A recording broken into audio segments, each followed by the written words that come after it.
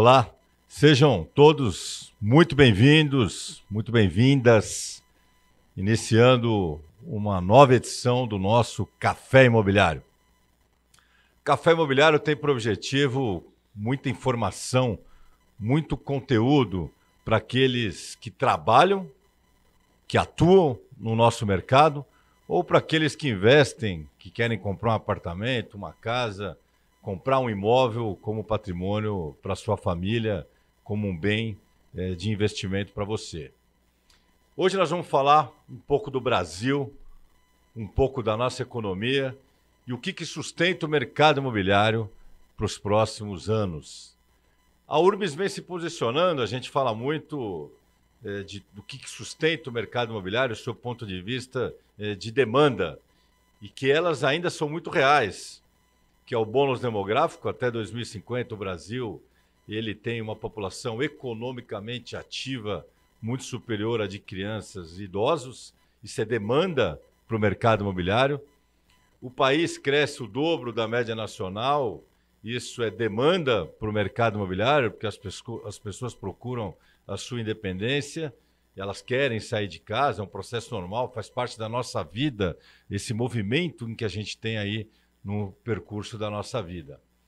Goiás se posiciona ainda no nosso turismo hospitalar, ou seja, com a entrada de grandes equipamentos, como o Einstein, por exemplo, teve uma grande movimentação e valorização do mercado imobiliário. É simples, né? Quantas pessoas que não vêm para Goiás, metade do Brasil vem para Goiás para poder fazer seus procedimentos, grandes médicos, o que movimentou dessa cadeia, grandes executivos, tudo isso faz um movimento muito forte para o mercado imobiliário. E agora nós vamos ter um grande aliado, que é o crescimento do Brasil, né? A continuidade do crescimento do Brasil. Eu tenho certeza que isso tem cada vez mais sido revelado no Brasil como um todo e no mundo como um todo. Eu tenho uma aposta 2024, 25, 26, iniciamos a principal década da nossa economia e para o mercado imobiliário, que é uma consequência do crescimento do país e o crescimento do Brasil. Então eu vou dar alguns dados para vocês hoje para reforçar esse posicionamento da Urbis de crescimento do mercado imobiliário. O Brasil, 5 trilhões de dólares, recorde histórico na corrente comercial brasileira. 280 bilhões de dólares na sua exportação, também um recorde histórico. 61 bilhões de dólares de superávit comercial, recorde histórico. Com todos, mesmo 2021 tendo batido todos os recordes históricos, primeiro semestre de 2022, nós já temos 20% de aumento em cima dos recordes anteriores. Está aí uma primeira matéria falando do comércio exterior brasileiro, batendo recorde de corrente, superávit e exportação na tela, que é exatamente o que eu passei para vocês. Primeiro semestre de 22, 20% acima dos recordes de 21, 1 trilhão de dólares já encomendados para a próxima década de investimento em infraestrutura. Fora todo o recurso financeiro que o Brasil ainda não recebeu, que vai receber fruto de todas as privatizações que foram realizadas. Só para vocês terem uma ideia, em 2018 foi feito um estudo e o Brasil tinha menos ferrovias do que os Estados Unidos pós sua guerra civil. Olha em que momento que nós estamos na história. Pouquíssimos aeroportos, pouquíssimas hidrovias, ou seja, tudo por fazer. Enfrentamos a pandemia, a crise, estamos enfrentando as consequências da guerra na Ucrânia, mas o Brasil agiu muito rápido. Ele subiu sua taxa de juros e já inicia um processo esse mês, por exemplo, já teremos deflação, já inicia um processo de conter a nossa inflação, diferente do que acontece no mundo. O Brasil já se posicionou e se posicionou muito rápido. Também é possível observar aqui na tela o IPCA 15, demonstrando aí a partir de julho, por região, essa deflação que ocorreu em função de todo o processo anterior de investimento no Brasil para conter esse processo inflacionário. Consequência disso também foi uma queda é possível também acompanhando as telas do desemprego. Então o Brasil também já tem sinalizado aí uma queda na sua trajetória da taxa de desemprego. E o nosso cenário econômico, né, se a gente pegar as previsões, inicialmente prevíamos uma recessão para 2022, iniciou depois, passou para 1% de crescimento do PIB, e agora o IPEA prevê um crescimento de 1,8% do PIB já para 2022, também como é possível observar aí nos gráficos que estão sendo demonstrados aqui na tela. A inflação continua desenfreada nos Estados Unidos e na União Europeia, é fato, né? Eu acredito que tanto os Estados Unidos como a Europa vão sofrer, né? Já existia uma previsão que os Estados Unidos e a Europa passaria por um processo inflacionário, né, com um aumento da taxa de juros, e a consequência disso é uma queda real aí do seu consumo. Porém, e esse é um ponto importante, o Brasil enxerga isso com um cenário também de oportunidade, né? As relações internacionais, elas vão passar a ser países que têm logística, ou seja, proximidade. O Brasil se posiciona muito bem nesse cenário, tanto próximo à Europa, à América, à própria Ásia, como também, além da proximidade agora, entrou um novo componente, que são países amistosos, países amigos, não só proximidade. Você veja a Rússia, a proximidade que ela tem com a Europa, e nem isso, e não é isso que faz esse comércio crescer, pelo contrário, a gente vê as dificuldades enfrentadas hoje. Então o Brasil já está aberto, né? Enquanto os países todos vão se fechar, o Brasil está aberto ao mundo na sua relação comercial, do comércio exterior. Já tido pelo mundo como grande berço, grande prova da alimentação mundial, né? Se o Brasil não estivesse exportando alimento, provavelmente o mundo estaria passando fome, ou seja, nós temos aí ainda um potencial de crescimento muito grande, lembrando que estamos no Centro-Oeste, onde tem aí uma cultura e uma relação comercial muito forte do nosso agronegócio. Mas voltando, mesmo que a gente tenha essa relação comercial com os Estados Unidos e Europa, que vai crescer muito, não é a realidade hoje do Brasil. O Brasil hoje, as cartas do baralho no cenário econômico mundial vem mudando, e o Brasil saiu com uma mão maravilhosa, porque nós já atuamos muito fortes no cenário mundial com a Ásia. Vou dar um dado aqui também na tela para vocês. No cenário econômico, Índia cresce de 8, hoje cresce 4, mas vem num ritmo de crescimento de 8 a 8,5%, Bangladesh cresce 8% e a China 4,5% a 5%. Lembrando que a gente vem, evidentemente, de uma pressão de uma pandemia que atingiu aí o mundo inteiro. Então você veja que os países que têm uma grande população, eles continuam em franco crescimento. Não acredito em uma recessão nesses países dos quais o Brasil tem uma relação muito forte comercial, e são países que precisam dessa alimentação que o Brasil tem criado, tem gerado para o mundo inteiro. Vou dar mais um dado para vocês. Olhando na tela, o Brasil exportou mais para a Malásia do que para a Itália, mais para Singapura do que para a Alemanha, mais para a Coreia do Sul do que para a Espanha, mais para a China do que os Estados Unidos, Comunidade Europeia e Mercosul juntos. O conjunto de países mais próximos de uma pressão inflacionária não faz parte do nosso principal mercado. Não obstante, a gente vem a crescer também com essa relação Estados Unidos e Europa, em função da necessidade desse alimento e do Brasil ser um país que tem um país amistoso, um país amigo e tendo uma logística próxima. Além disso, o Banco dos BRICS, Brasil, Rússia, Índia e China, incluiu Emirados Unidos, Bangladesh, Egito e Uruguai, para que pudéssemos ter uma troca forte de experiência. É só ver o que está acontecendo no Emirados Unidos, e todos esses países com uma relação comercial e de investimento muito forte. O Brasil para dar um outro dado para vocês, de 2018 a 2019, investiu 3 bilhões no Brasil, 3 bilhões de dólares. De 2019 até hoje, são 25 bilhões já encomendados nesses investimentos e são reservados 10 bilhões para o Brasil para investimentos em energia renovável. Ou seja, além de tudo que nós falamos até agora, o Banco dos BRICS também tem uma projeção de investimento muito forte para o Brasil e principalmente com a entrada desses novos players, teremos uma grande troca de tecnologia que vai certamente favorecer o nosso país.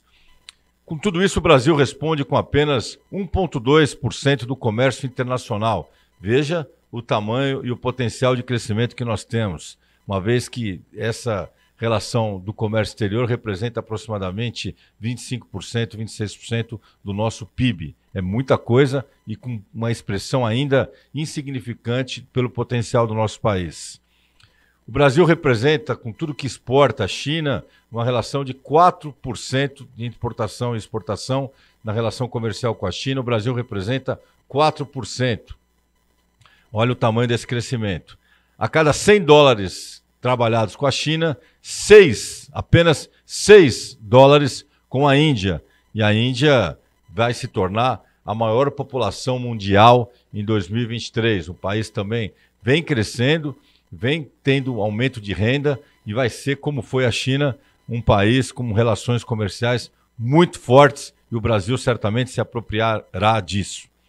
Projeção populacional em 2023, a Índia 1,6 bilhões de pessoas e seguido pela China com 1,3 bilhões de pessoas. Essas pessoas vão se alimentar e vai crescer essa relação comercial com o Brasil.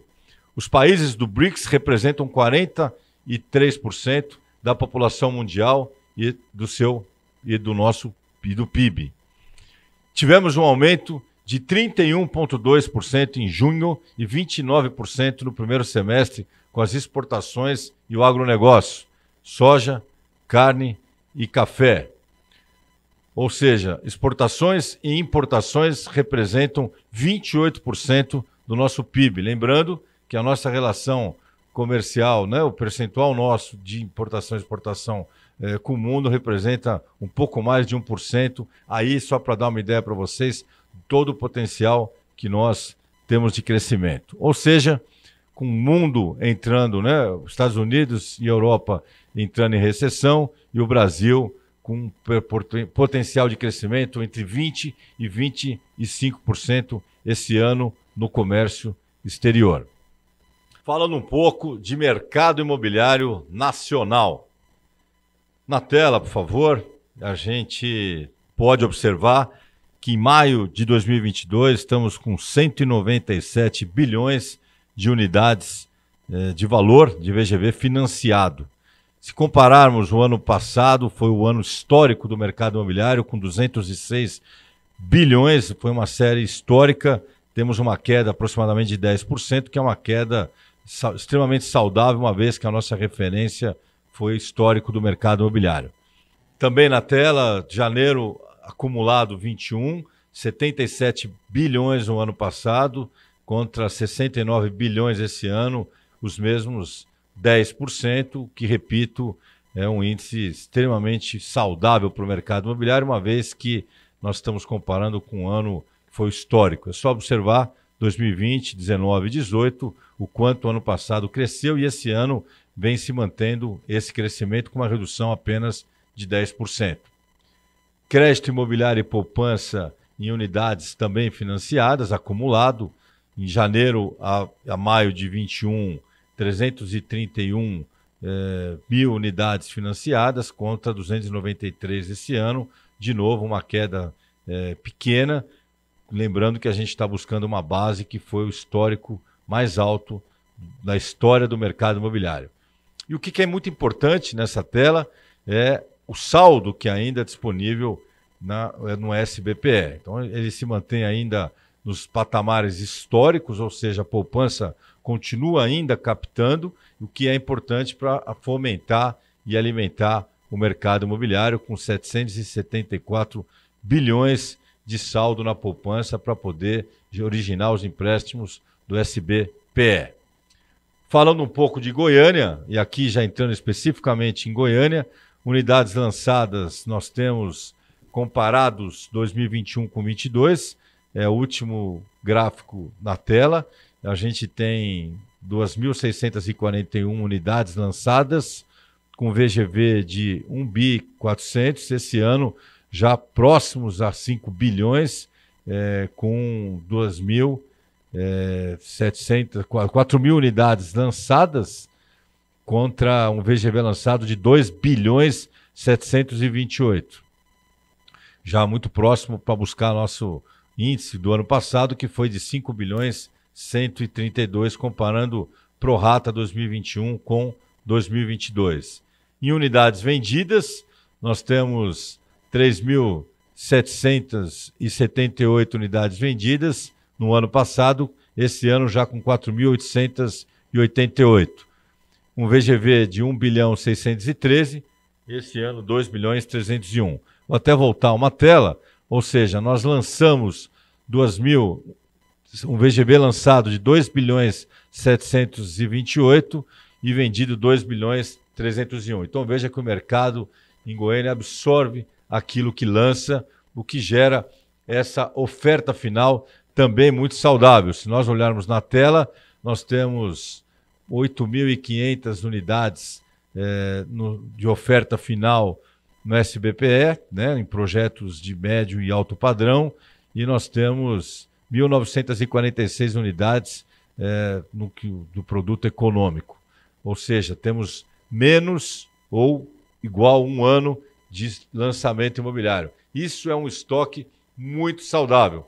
O resumo da história, se nós não lançarmos nada em um ano, não tem mais estoque em Goiânia. Uma vez me perguntaram, Ricardo, se pegar o pior cenário, vai subir, não vai, o preço do metro quadrado não vai abaixar? Veja que o raciocínio é justamente ao contrário.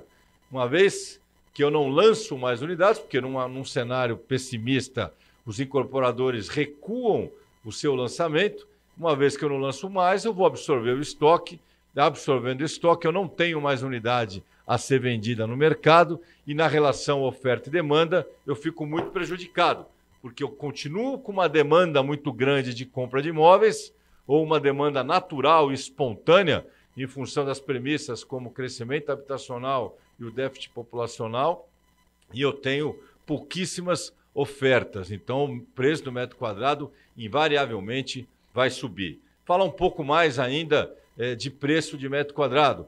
O Brasil já tem um preço muito defasado comparado ao mundo. Se nós analisarmos Goiânia, a gente tem um preço de metro quadrado muito menor do que acontece ainda no Brasil. Apesar de ter crescido muito, está aqui, nós estamos falando aí de 6.540 o preço médio.